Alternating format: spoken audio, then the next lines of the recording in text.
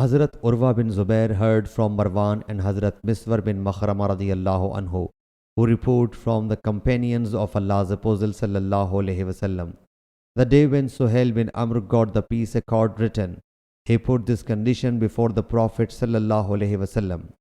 No one among us will go to you, though he is on your religion, but you must return him to us, and you will not interfere between him and us. The Muslims thought this condition offensive, and they got displeased, but Suhail refused to make peace without it. Thus that day the Prophet sallallahu alaihi wasallam, due to this condition, returned Hazrat Abu Jandal to his father Suhail bin Amr, and no man came during that period, but he was returned, though he came after embracing Islam.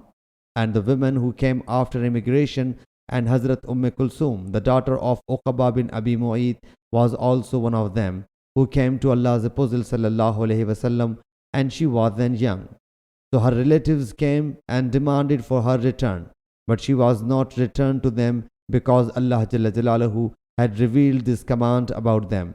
When Muslim women come to you from pagan territory leaving their homes, test them. Allah knows better as to their faith. Then if you know them to be believing women, return them not to the infidels. Neither those women are lawful to them, nor they are lawful to them.